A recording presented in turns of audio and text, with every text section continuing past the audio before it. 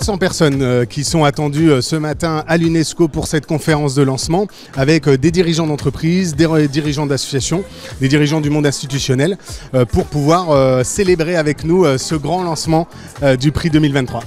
Donc je suis très heureux qu'il y ait une deuxième édition parce qu'il y a encore beaucoup de travail à faire et je pense qu'il y a encore beaucoup d'entreprises qui ont des progrès à faire. C'est quand même très symbolique et très fort d'être dans ce lieu des droits de l'homme et de la femme, on dira en passant. Ah non, mais c'est notre mandat. Notre mandat, c'est de faire la construction de sociétés inclusives et de ne pas reconnaître la diversité qui nous réunissent ici. Ça serait une erreur.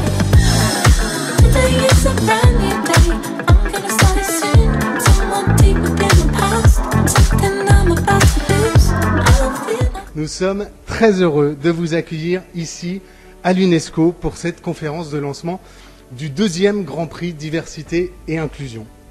Alors nous nous sommes demandé avec Fabien il y a 2 ans comment faire pour avoir de l'impact. Comment on fait pour faire évoluer notre société, qu'elle soit meilleure, pour faire connaître ce que font les uns, pour inspirer les autres. C'est comme cela qu'est né ce Grand Prix, avec la volonté et la mission d'aider les entreprises à être plus inclusives, de la volonté de mettre la lumière sur celles et ceux qui agissent dans le but de donner des idées aux autres. Je vous demande d'applaudir, s'il vous plaît, Madame Gabriela Ramos. Pour nous, c'est aussi une question pas seulement d'humanité, c'est pas seulement une question morale qui est déjà importante, mais c'est une question de progrès économique. Parce que nous savons comment les sociétés perdent si on ne profite pas de tout ce qui sont les contributions de tout le monde. Et nous sommes vraiment fiers de nous joindre à vous. Merci beaucoup et bienvenue encore. Je suis fière d'être devant vous aujourd'hui, fière que mon ministère porte ce combat, fière de porter personnellement ce combat et résolument optimiste lorsque je vous vois tous engagés avec force dans cette lutte. Mais vous faites de vos initiatives des instants de bonheur, tant c'est un plaisir de voir mise en lumière ces avancées bâties à force de pédagogie, d'intelligence, de créativité. Nous œuvrerons en faveur de l'égalité, en faveur de l'inclusion, pour que jamais personne ne soit mis au banc de notre société. Il n'y a d'avenir que dans le partage et le respect de la dignité humaine. J'en suis convaincue. Je vous remercie. Les résultats de cette enquête nous montrent bien 2 choses. La première chose, c'est que la question de la non-discrimination est un sujet qui est au cœur des attentes des salariés des entreprises en France. Deuxième point qui ressort de cette enquête, c'est que malgré les intentions et malgré les engagements des entreprises, les salariés le disent clairement, ils sont encore en attente de preuves de ces engagements et d'authenticité dans le discours que peuvent porter les entreprises sur cette question de la diversité et de l'inclusion. Cette année, on va renforcer dans les critères d'évaluation l'impact. Donc on veut aller chercher l'impact des organisations qui vont faire des choses à l'échelle de leur entreprise, de leur taille d'entreprise.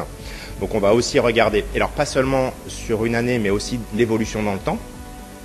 On va regarder bien entendu la qualité, la pertinence, les résultats et le caractère aussi innovant et audacieux, puisqu'on sait qu'on a besoin d'innovation pour cette thématique-là, pour aller chercher des résultats.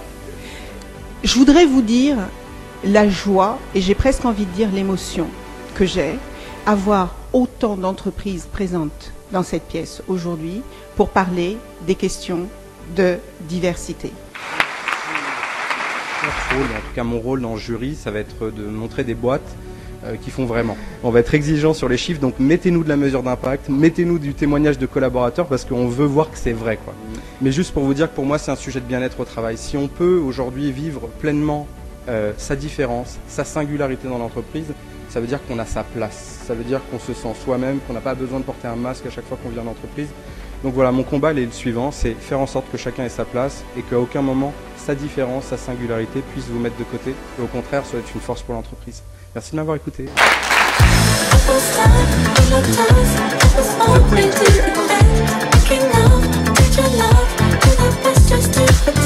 J'ai envie de leur dire, allez-y, foncez, parce que justement en promouvant de telles politiques, de telles actions justement pour l'inclusion, pour la diversité, c'est aussi le potentiel de votre entreprise que vous développez, la richesse que vous développez, la performance que vous développez. Donc n'hésitez pas, allez-y. Vous êtes une entreprise, une association, une collectivité et vous faites des choses pour faire bouger la société. Alors allez-y, inscrivez-vous au Grand Prix Diversité et Inclusion 2023. Vous avez des initiatives innovantes, alors partagez-les. Vous avez jusqu'en septembre pour postuler, donc foncez. On sera là pour jauger, juger, remarquer, relayer et surtout partager les bonnes pratiques. Absolument, partager les bonnes pratiques, c'est important parce que je crois qu'il y en a beaucoup qui ont envie de faire mais qui ne savent pas comment faire. Et je pense que la vraie beauté de ce concours, au-delà de la compétition, c'est pas ça qui est important, c'est de voir ce qui marche, ce qui fait avancer le sujet et ce qui va nous permettre de renverser la table. Alors à très bientôt et ça commence le 17 mai.